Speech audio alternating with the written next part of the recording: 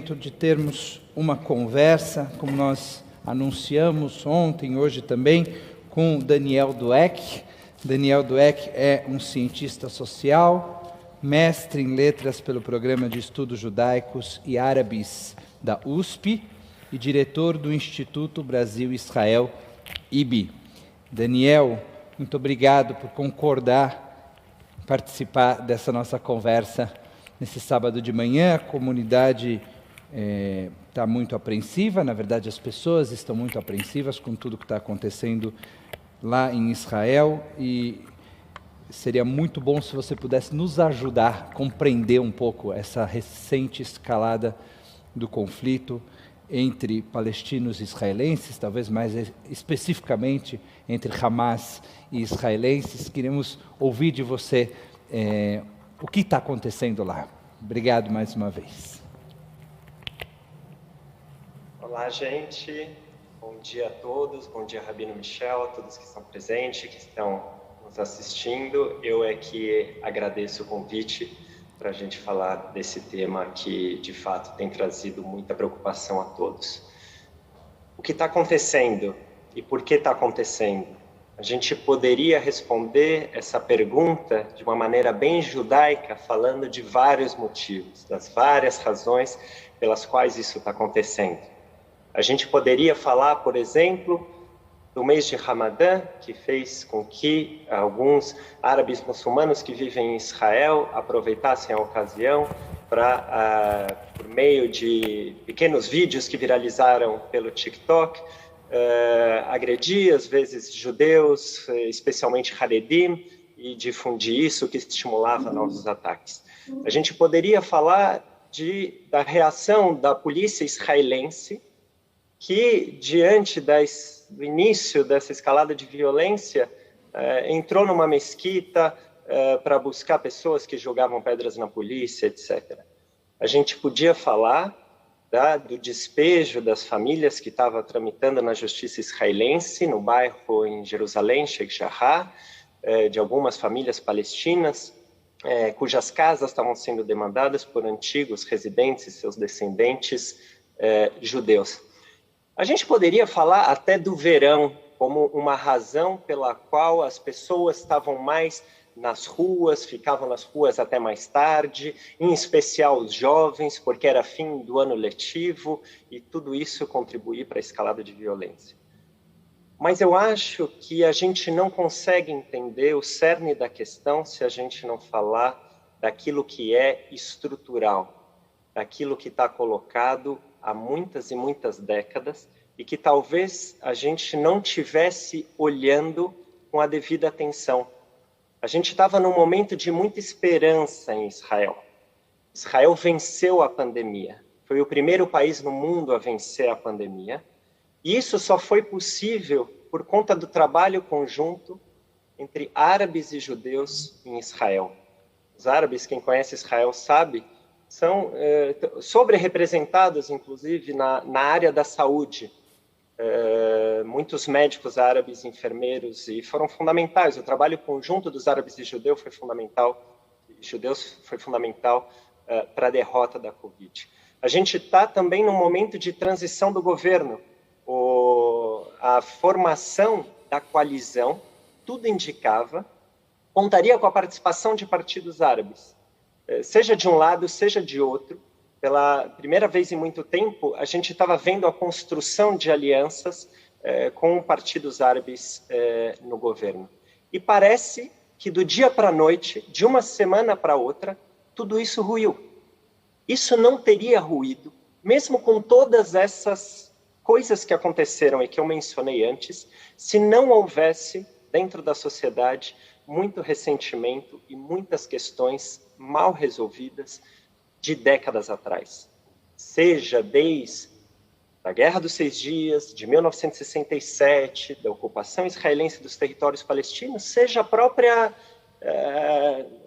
questões próprias da criação do Estado de Israel, do não reconhecimento do Estado de Israel por muitos atores importantes da região, e seja a relação entre árabes e judeus em Israel.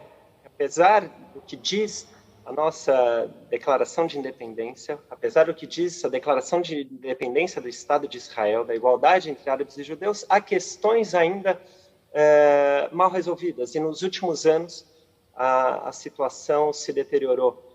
E tudo isso faz com que, quando surge uma faísca, e não é qualquer faísca, uma faísca alimentada por tantas questões como essas que a gente falou, aquilo que a gente achava que estava bem resolvido, a gente acaba percebendo que não está tão bem resolvido assim. E é por isso que é triste, porque a gente olha para Gaza, a gente, eu já viu algumas vezes, para quem tem a minha idade, a idade de vocês que estão aqui na tela, que estão enxergando, já viu isso acontecer antes.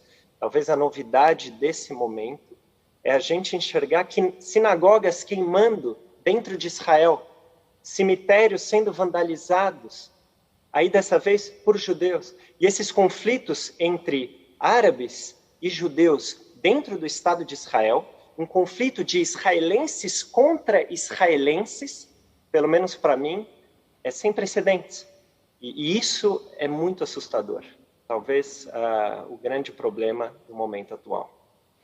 Dani, obrigado por esse panorama maravilhoso. Eu tenho algumas coisas para te perguntar. Essa população árabe-israelense, ela é proporcional à população ultra-ortodoxa, se eu não me equivoco, né? Estamos falando, cada uma delas compõe mais ou menos 20% da população israelense como um todo. O que eu queria te perguntar é se existe uma relação dessa escalada de conflito, na tua visão, com os recentes acordos de Abrão, com os acordos que Israel passou a fazer com alguns países árabes, e de que maneira os países árabes, de forma geral, se pronunciaram ou não durante a recente escalada? Quais foram os países que falaram alguma coisa e quais foram os países que ficaram quietos, e o que isso significa? É bom você ter lembrado os acordos de Abraão, porque está aí mais um sopro de esperança que a gente viu nos últimos meses ou no último ano. País atrás de país ia normalizando relações com Israel, algo que a gente não imaginava ser possível, ou pelo menos não imaginava que estava tão próximo. E aí Emirados Árabes Unidos, Bahrein, Marrocos, até o Sudão anunciaram normalização das relações bilaterais com o Estado de Israel. Isso não foi bem recebido por todos os atores regionais, tanto internamente, dentro do Estado de Israel, como nos territórios palestinos e nos estados vizinhos a Israel, em especial Irã, mas não só, mesmo dentro do Líbano, dentro da Síria. Houve reações a esses acordos que foram interpretados como o deslocamento do principal assunto que opunha Israel e o mundo árabe. Então se formou uma aliança com países sunitas em relação para o enfrentamento de uma ameaça que parecia maior, encabeçada aí pelo Irã. E de fato, todos aqueles atores anti-normalização, anti-aceitação de um Estado judeu no Oriente Médio, que já tinham se indisposto com esses acordos de Abraão, aproveitam situações como essa que a gente está vendo para isolar novamente Israel e opor Israel a esses países árabes. Não por acaso, e aí conectando um pouco com a resposta anterior, a coalizão que a gente estava vendo surgir entre partidos judaicos e árabes dentro de Israel também ruiu. Ou seja, mesmo aqueles que estavam se aproximando em busca de uma normalização da vida, do dia a dia, do cotidiano, deram um passo atrás, porque violência gera mais violência, e isso acaba inviabilizando a própria aproximação. Você vai se lembrar, você perguntou que países